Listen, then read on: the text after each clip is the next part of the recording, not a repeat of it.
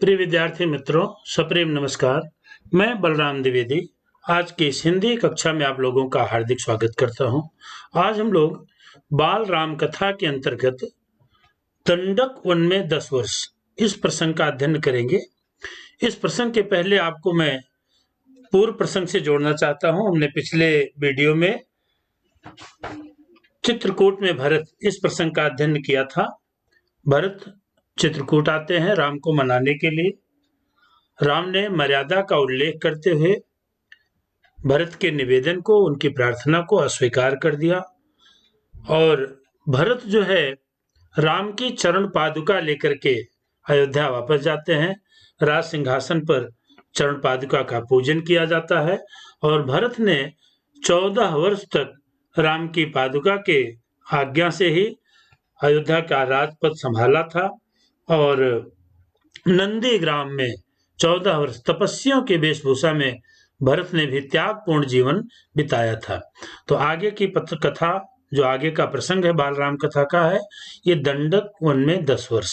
सभी विद्यार्थियों से मेरा निवेदन है कि इस वीडियो को अंत तक देखें और इसको लाइक करें, शेयर करें, सब्सक्राइब करें, जिससे मेरी आने वाली वीडियो जो आपके लिए उपयोगी है वो आपको समय समय पर मिलती रहे।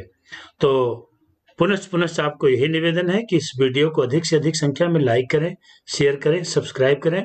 आइए हम लोग दंडक वन में 10 वर्ष इस प्रसंग का, कथा का अध्ययन करते हैं। दंडक वन में 10 वर्ष। भरत अयोध्या लौट चुके थे। नगरवासी भी सेना धूल उड़ाती हुई वापस जा चुकी थी। कोलाहल माने शोर शराबा थम गया था, रुक गया था। 2 दिन चित्रकूट की परिचित शांति लौट आई थी। पक्षियों की चहचहाहट फिर सुनाई पड़ने लगी थी। हिरण कुलाचे माने उछल कूद करते हुए, भरते हुए बाहर निकल आए थे। राम पर्णकुटी के बाहर माने पत्तों की जो कुटिया बनी थी उसके बाहर एक शिलाखंड माने एक पत्थर के बड़े टुकड़े पर बैठे थे, एकदम अकेले, विचार मग्न माने विचार में डूबे हुए, कुछ सोचते हुए। चित्रकूट अयोध्या से केवल 4 दिन की दूरी पर था। लोगों का आना जाना लगा रहता था। वे प्रश्न पूछते, राय मांगते। ये राजकाज में हस्तक्षेप की तरह होता। मैंने राम को लगता था कि अयोध्या की राज सत्ता में ये हस्तक्षेप है, दखल है, क्योंकि राम तो वनवासी हैं, तो इस तरह से अयोध्या के राजकाज में हस्तक्षेप उचित नहीं है। चित्रकूट सुंदर और सुरम्य था, बड़ा ही नैसर्गिक, बड़ा ही सुहावना रमणीय प्रदेश था, शांत था, पर राम वहां से दूर चले जाना चाहते थे। क्यों चले जाना चाहते थे? क्योंकि अयोध्या के लोग वहां आते जाते रहते थे, राय मांगते थे, प्रश्न पूछते थे।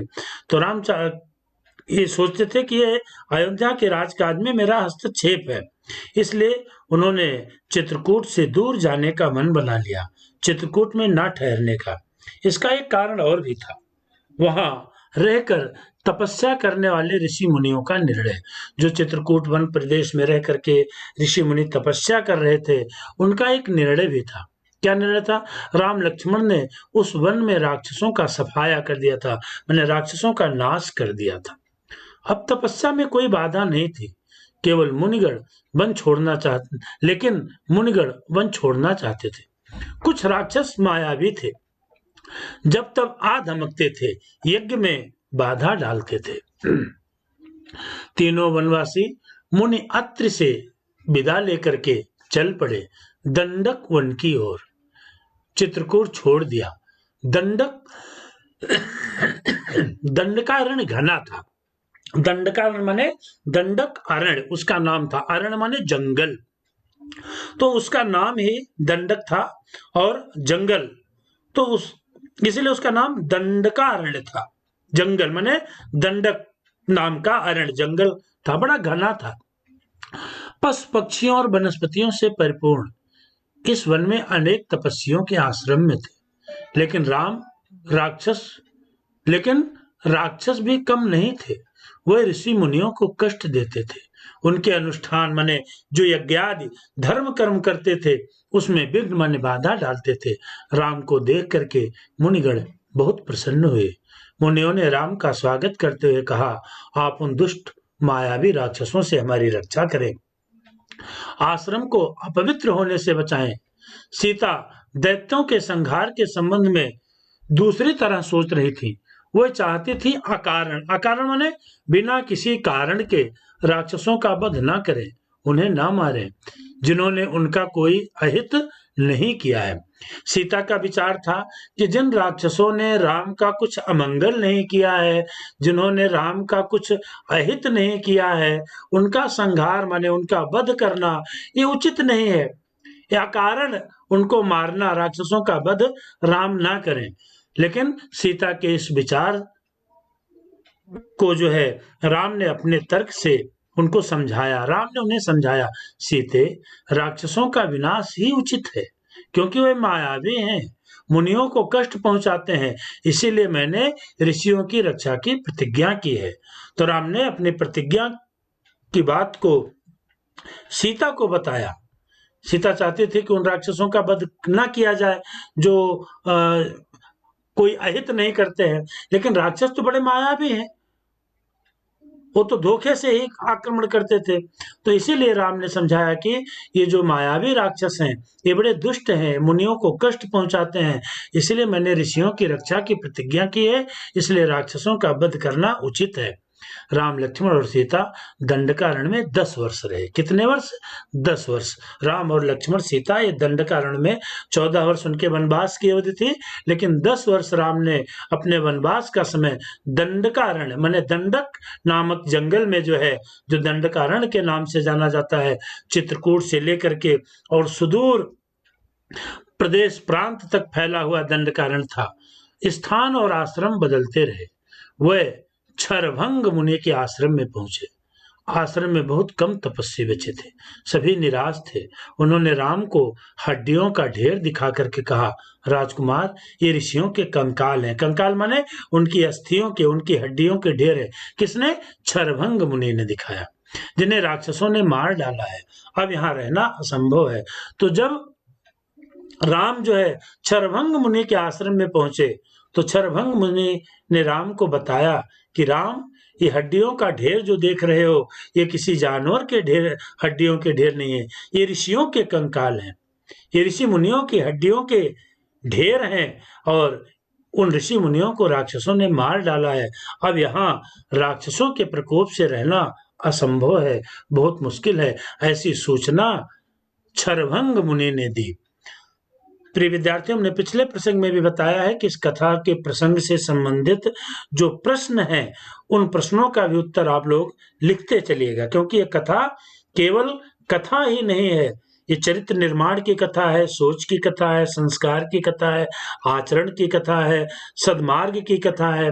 तो राम को क्षरभंग मुनि ने आश्रम में, जो आश्रम के बाहर जो ऋषियों के अस्थियों के जो ढेर लगे थे, उसको दिखाते हुए बताया कि ये क्या है और इसका कारण क्या है। तो इसको हम लोग उत्तर में लिखे। सुतीक्ष्ण मुनि ने भी राम को राक्षसों के अत्याचार की कहानी सुनाई। देखिए, अत्रि मुनि के आश्रम से विदा किए क्षरभंग, फिर सुतीक्ष्ण मुनि ने भी, सुतीक्ष्ण नाम के जो मुनि थे, उन्होंने भी राम को राक्षसों के अत्याचार की कहानी सुनाई। मुनि ने ही राम को अगस्त ऋषि से भेंट करने की सलाह दी। विंध्याचल पार करने वाले वो पहले ऋषि थे। कौन? अगस्त ऋषि। ये विंध्याचल पार करने वाले पहले ऋषि थे। विंध्याचल एक पर्वत श्रेणी है, तो उस पर्वत श्रेणी को पार करके विंध्याचल को पार करने वाले पहले ऋषि अगस्त थे। मुनि ने राम को गोदावरी नदी के तट पर जाने को कहा। उस स्थान पर पंचवटी था। वनवास का शेष समय दोनों राजकुमारों और सीता ने वहीं बिताया। प्रिय विद्यार्थियों, पंचवटी महाराष्ट्र के नासिक प्रांत में, नासिक जिले में पंचवटी है। तो गोदावरी नदी के तट पर पंचवटी में शेष समय वहां पर बिताया गया। पंचवटी के मार्ग में राम को एक विशालकाय गिद्ध मिला। विशालकाय माने बहुत बड़ा गिद्ध मिला, उसका नाम जटायु था। तो पंचवटी के मार्ग में राम को कौन सा विशालकाय गिद्ध मिला? जटायु मिला। सीता उसका स्वरूप देखकर डर गई। लक्ष्मण ने तो उसे मायावी समझा। वे धनुष उठा ही रहे थे कि जटायु ने कहा, हे राजन, मुझसे डरो मत, मैं तुम्हारे पिता का मित्र हूं। वन में तुम्हारी सहायता करूंगा। आप दोनों बाहर जाएंगे तो सीता की रक्षा करूंगा। राम ने जटायु को धन्यवाद दिया, उन्हें प्रणाम करके आगे बढ़े।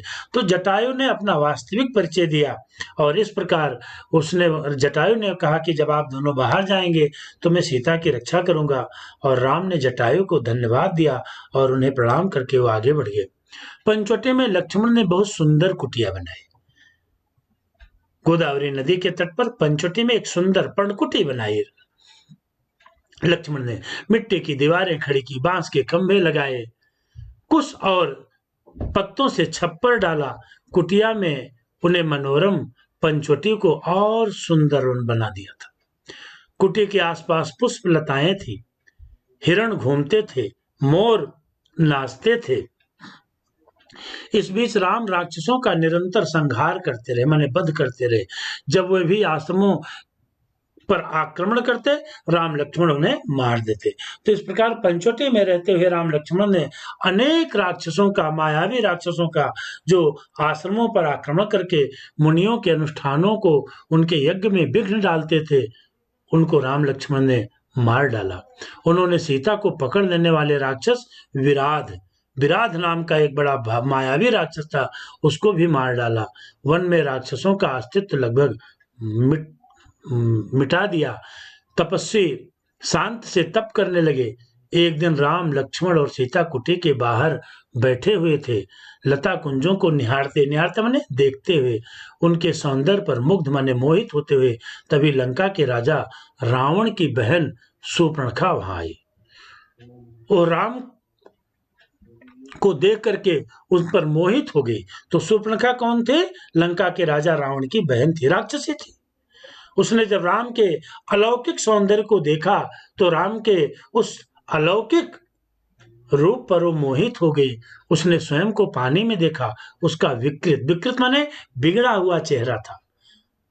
मुंह पर झुर्रियां थी, झुर्रियां माने बुढ़ापे के कारण जो झुर्रियां आ जाती हैं, उसकी जो चमड़ी थी वो सिकुड़ गई थी, वो बूढ़ी थी। पर राम के मोह में आसक्त, राम के मोह में, राम के प्रेम में आसक्त डूबी हुई थी। वो राम को पाना चाहते थे। उसने माया से, मायावी शक्ति से सुंदर स्त्री का रूप बदल दिया। किसने? शूर्पणखा ने। शूर्पणखा राम के पास गई, उनसे बोली, हे रूपराज, मैं तुम्हें नहीं जानती पर तुमसे विवाह करना चाहती हूँ। तुम मेरी इच्छा पूरी करो, मुझे अपनी पत्नी स्वीकार करो। तो शूर्पणखा ने राम से निवेदन किया, हे रूपराज, रूपराज ने हे रूपों के राजा, मैं तुम्हें नहीं जानती हूँ कि आप कौन है, लेकिन मैं आपसे विवाह करना चाहती हूँ। राम ने मुस्कुराकर लक्ष्मण की ओर देखा, अपना परिचय दिया, सीता की ओर संकेत करते हुए कहा, ये मेरी पत्नी है, मेरा विवाह हो चुका है। राम शूर्पणखा को पहचान गए थे। राम ने शूर्पणखा को अपना परिचय दिया कि हे देवी, मैं अयोध्या के राजा दशरथ का पुत्र हूँ, पिता की आज्ञा से मैं वनवास में आया हूँ, मेरा विवाह हो चुका है। सीता की ओर संकेत करते हुए उन्होंने बताया कि मेरी पत्नी है। राम शूर्पणखा को पहचान गए थे, फिर भी उन्होंने उसका परिचय पूछा। शूर्पणखा ने झूठ नहीं बोला, सच सच बताया कि वो रावण और कुंभकर्ण की बहन है और अविवाहित है। अविवाहित माने अभी तक उसका विवाह नहीं हुआ है। राम के मना करने के बाद वो लक्ष्मण के पास गई।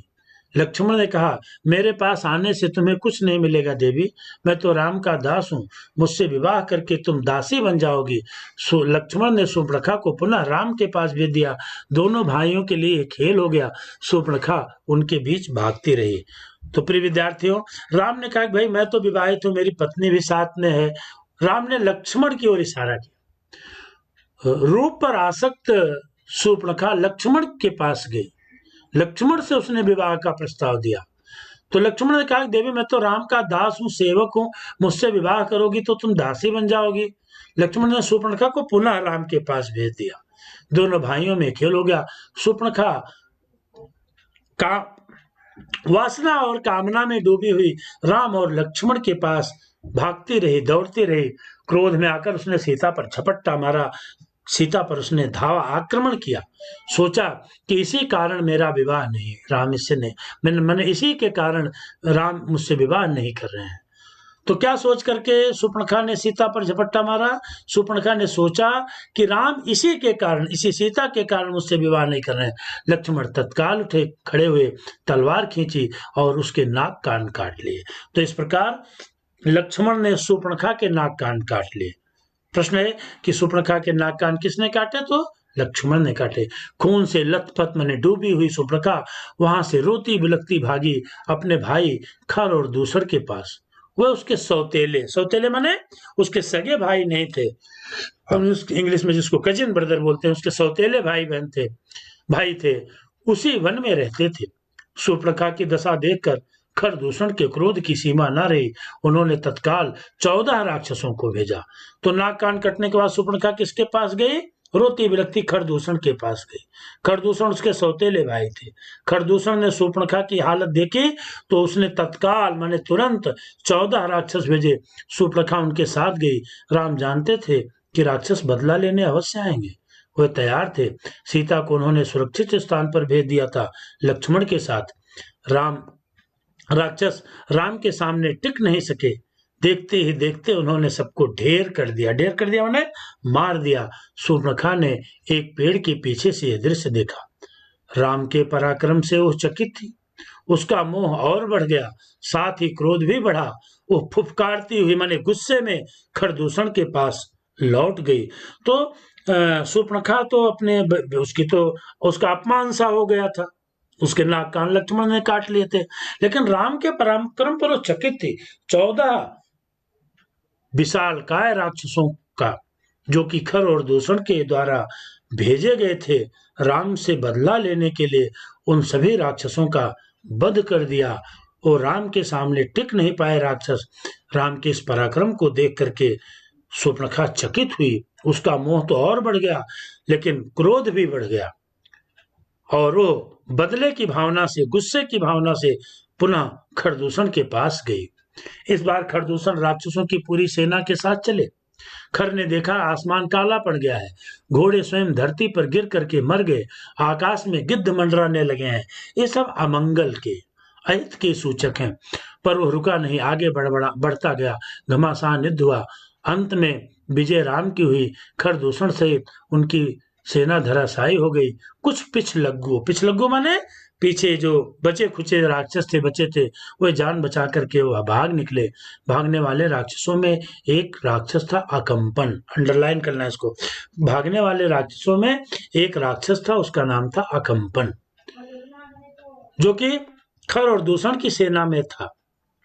वो अपने प्राण बचा करके सीधे रावण के पास गया। लंकाधिपति माने लंका के अधिपति। लंकाधिपति दो शब्दों से मिलकर लंका और अधिपति। लंका माने लंका और अधिपति माने राजा। लंका के राजा अर्थात रावण के पास गया। उसने कहा, पूरा हाल विवरण, पूरी घटना बताई। अकंपन ने कहा, राम कुशल योद्धा हैं, उनके पास विलक्षण माने अद्भुत शक्तियां हैं, उन्हें कोई मार नहीं सकता। उसका एक ही उपाय है, सीता का अपहरण। उसके प्राण स्वयं निकल जाएंगे।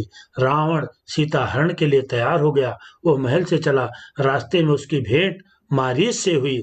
मारीच को हम लोग पहले पढ़ चुके हैं। जब राम लक्ष्मण विश्वामित्र के यज्ञ की रक्षा के लिए जा रहे थे, तब भी मारीच से मुलाकात हुई थी। सुबाहु मारा गया था, ताड़का मारी गई थी, लेकिन मारीच बच गया था। मारीच सुदूर दक्षिण दिशा में समुद्र के तट पर आकर के गिरा था। मारीच से रावण की भेंट हुई और मारीच रावण का, मारीच जो है मामा भी लगता था। तो ताड़का के पुत्र से, ताड़का का वध राम ने पहले ही कर दिया था। मारीच क्रोधित था, पर वो राम की शक्ति से परिचित था। उसने रावण का सीता हरण के लिए मना किया, समझाया, ऐसा करना विनाश को आमंत्रण देना है। रावण ने मारीच की बात मान ली, चुपचाप लंका लौट गया। तो रावण के मन में सीता हरण का विचार आया, किसके कहने पर? अकंपन के कहने पर। लेकिन वो जो है सीता हरण के लिए तैयार हो गया, अपने महल से चला, मारीच से भेंट हुई। मारीच क्रोधित तो था, राम से बदला तो लेना चाहता था, लेकिन मारीच राम की शक्ति से भी परिचित था। उसने रावण को सीता हरण के विचार के लिए मना कर दिया, समझाया, कहा, ऐसा करना विनाश को आमंत्रण देना है, माने सर्वनाश को न्योता देना है। रावण ने मारीच की बात मान ली और चुपचाप लंका लौट गया। थोड़ी देर में शूर्पणखा लंका पहुंची, विलाप मने रोती हुई, चीखती चिल्लाती। रावण को पूरी घटना की जानकारी थी, लेकिन उसने शूर्पणखा को सुना। वो रावण को धिक्कार रही थी, भला बुरा कर रही थी, फटकार रही थी, उसके पौरुष को, उसकी वीरता को ललकार रही थी। शूर्पणखा ने कहा, तेरे महाबली होने का क्या लाभ? किससे कहा? अपने भाई रावण से। तेरे रहते मेरी यह दुर्गत, यह बुरी अवस्था, तेरा बल किस काम के लिए है? तू किसी को मुंह दिखाने लायक नहीं रह गया है। शूर्पणखा ने राम लक्ष्मण के बल की प्रशंसा की, सीता को अतीव माने अद्वितीय सुंदरी बताया और कहा कि मैं उसे लंका के राजमहल में होना चाहिए। शूर्पणखा बोली, मैं सीता को तुम्हारे लिए लाना चाहती थी।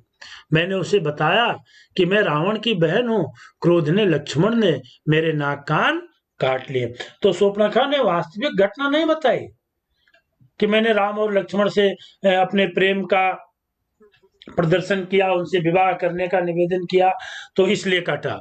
वहां तो झूठ बोला शूर्पणखा ने कि मैं सीता को तुम्हारे लिए, मैंने रावण भैया के लिए लाना चाहती थी, लेकिन मैंने जब उसे बताया कि मैं रावण की बहन हूं, तो लक्ष्मण ने मेरे नाक कान काट लिए। रावण फिर मारीच के पास गया। खरदूषण की मृत्यु से वो कुछ घबराया था। रावण ने खरदूषण की मृत्यु का समाचार पाया तो उसको थोड़ी घबराहट तो हुई कि राम और लक्ष्मण कोई सामान्य योद्धा नहीं है। रावण ने मारीच से मदद मांगी। मारीच चाहता था कि रावण सीता हरण का विचार छोड़ दे। इस बार रावण ने उसकी नहीं सुनी, उसे डांटा और आज्ञा दी, मेरी मदद करो।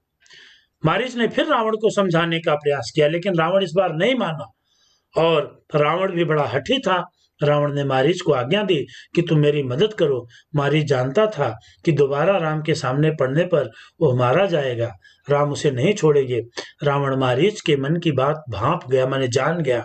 उसने क्रोध में भर करके कहा, वहां जाने पर हो सकता है कि राम तुम्हें मार दें, लेकिन अगर तुम नहीं जगे तो मेरे हाथों तुम्हारी मृत्यु निश्चित है। ये बात किसने कही? रावण ने। किससे? मारीच से। विवश होकर के मारीच को रावण का आदेश मानना पड़ा। रथ में बैठ करके रावण और मारीच पंचवटी पहुंचे।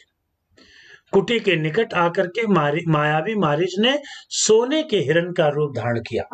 प्रिय विद्यार्थियों, आपको एक कथा मालूम भी होगी।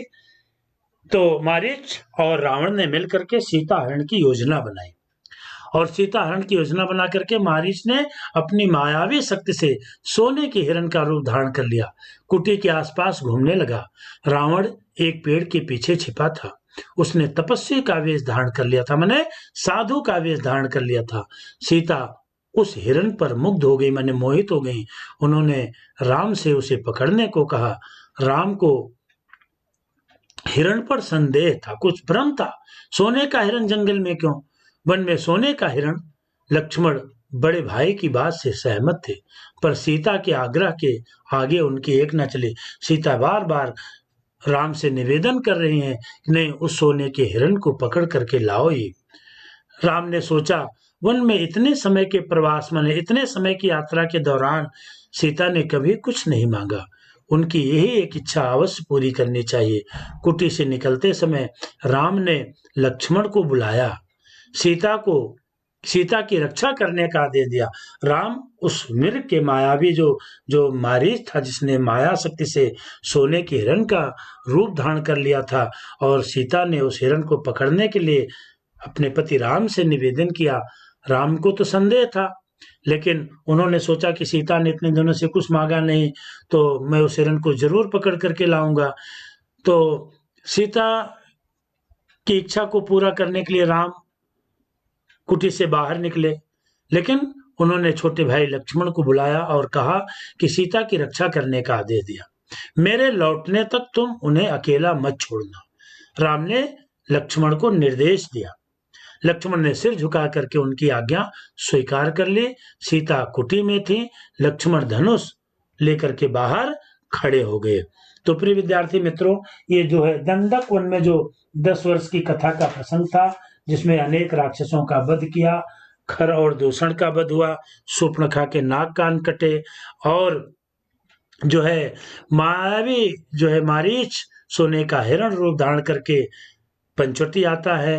रावण अपना वेश जो है राजसी वेश त्याग करके तपस्वी का माने साधु का वेश धारण करता है, क्योंकि उन लोगों की योजना थी सीता का हरण करना और वैसा उन लोगों ने किया।